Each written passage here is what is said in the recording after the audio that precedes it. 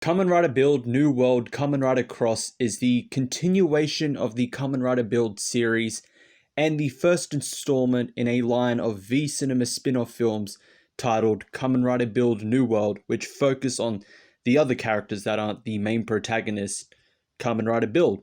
So in this film, after the events of their series, Sento and Ryuga are trying to live normal lives within the new world. That is until Ryuga meets Yui, a woman who has memories of Kamen Rider Cross. And coupled by the appearance of Killbus, who is the older brother of Evolto, the main and final antagonist within the Kamen Rider Build series, who wants to harness the ultimate power of the Pandora Box. Can Cross and the other Kamen Riders defeat this new and powerful foe? And can they certainly trust an old but revived foe in the form of Evolto? So, as I said, this film is set after the events of this series. Ryuga meets Yui. She knows a bit about Kamen Rider Cross. She has dreams or memories of him, drawn a picture of him, remembers his transformation devices, etc. You have Killbus, who is the older brother of Evolto, a member of the Blood Tribe. When Evolto is revived, we learn a bit about who Killbus is. So overall, with it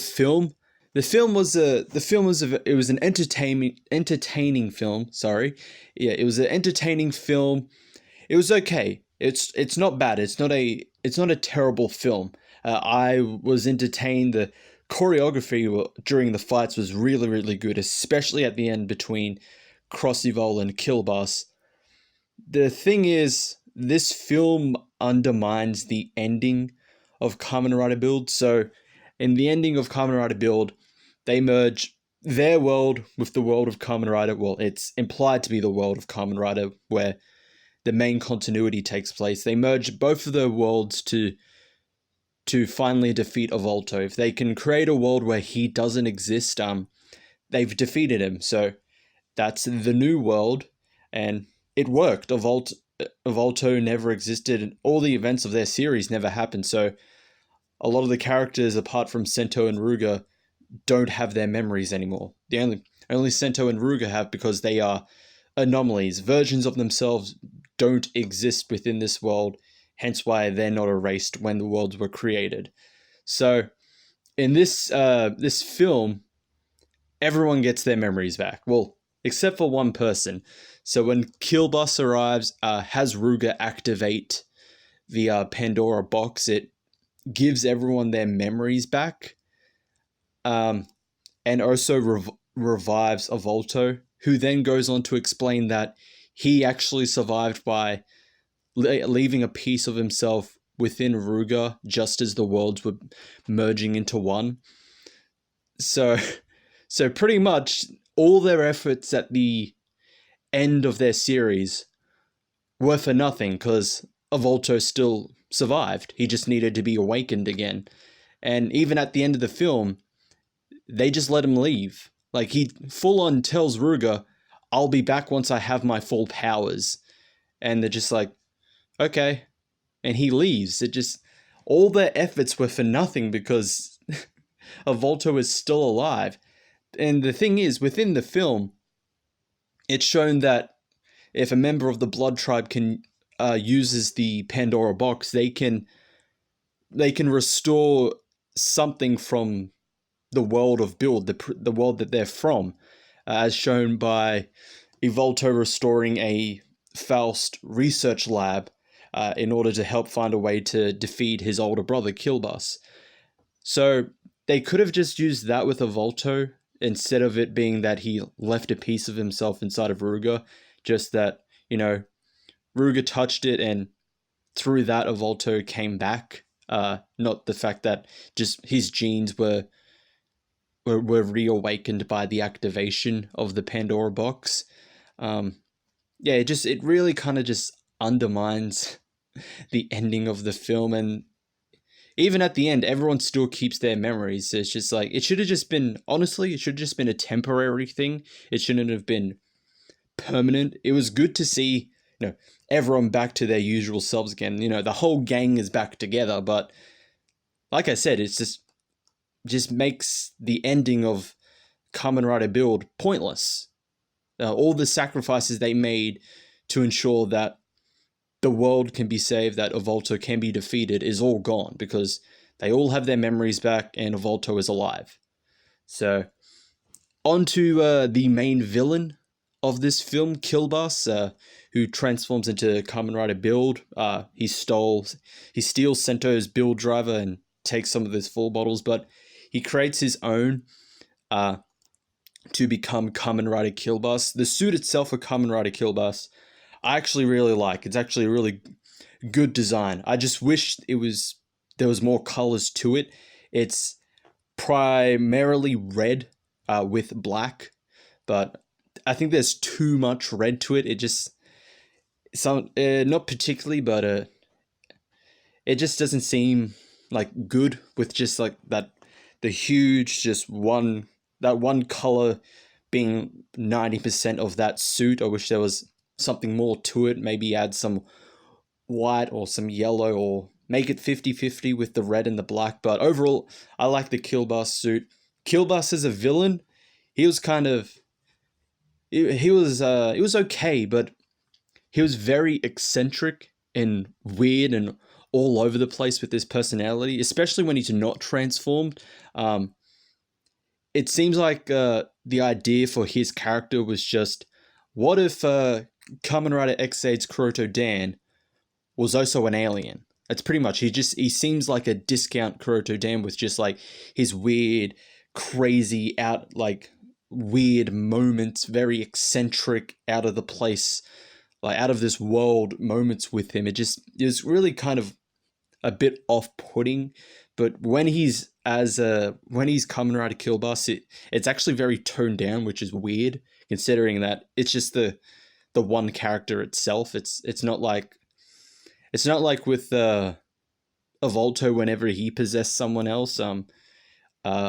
It was just a mix. With this one, it was just the one character by itself. So it was a bit weird that outside of the suit, he was off the walls.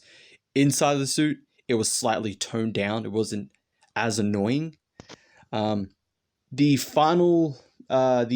new final form, or extra final form, or movie exclusive form, Kamen Rider Cross Evolve, really like that design. That is a really, really good design. The end moments with the final fight against Killbus, using that suit, Cross Evolve, was amazing. Probably the best moments of the film. And then finally we have the new character of Yui, who's the one who kind of helps progress the plot, mainly with just Ryuga, but not particularly. So her story is that in their original world, she was a test subject for one of the Lost Smash, and she eventually died because her body couldn't probably contain that power. And when she's brought into the new world, she only has faint glimpses of a Kamen Rider Cross, and it's revealed that she hates Ryuga because when he was fighting against Guardians, she and a group of kids tried to call out to him for help, but he ignored her. Well, apparently the thing is, he never actually noticed her in the first place, so she blames him for her suffering. The thing is, if you removed this character from the film wouldn't be different. She really did not need to be in this film. She was kind of pointless. And I'm going to spoil a little bit here with this. I already spoiled a couple of things, but in the end, she starts dating Ryuga, and it's just like, okay, but the thing is, Sento reveals, well, most of the characters reveal that when the Pandora Box is reactivated, it gives everyone who has gone through Nebula Gas experimentations their memories back. So all of the main characters, Kazumi, Gentoku, Sawa, Misura, those ones, and Yui as well, they all get their memories back because they've gone through experiments. the thing is, Ryuga's girlfriend from the original world also went through that experimentation. So, hypothetically, or not even hypothetically, she should get her memories back and remember that the Ryuga that she is currently with, the New World version, is that world's version, and she has her memories of the original one. So it's a bit weird, and I don't know, with Yui, like her whole arc there is just to show that Ryuga used to be kind of selfish. He mainly just cared about being strong, being a Kamen Rider, before like caring more about, love and peace, protecting people, all of that. Which is okay within the film by itself, but if you compare it to Build and any other media connected to it, Ryuga has already gone through the story arc. The prime example of this is Heisei Generation Final. That was a big point for his character in that film. Moving away from the fact that just I'm strong and that's it. That's all that really matters. I'm strong. I have the power to fight these people that wrongly accuse me, etc., etc. And so it was just retreading something that was already developed for his character. So more of a reason why Yui didn't need to be in this film. But overall, by itself, it's a okay, entertaining film. I enjoyed it for what it was, but if you compare it to Kamen Rider Build, the series, and any other media, it undermines all of it, which is unfortunate. Like, it should have just, like I said, it should have just been a temporary thing where everyone gets their memories back, and by the end, once they defeat Killbus, the Pandora Box is reduced back to its just the white Pandora panel. Everyone just forgets everything. They have the kind of like a emotional goodbyes to them just as they lose all their memories, etc. Should have just been temporary, but it wasn't because, well, it wasn't because there's also a sequel. There's another film, Kamen Rider Grease. So, yeah, it was a thing. So that is all. Thank you all for watching. I'll see you all next time.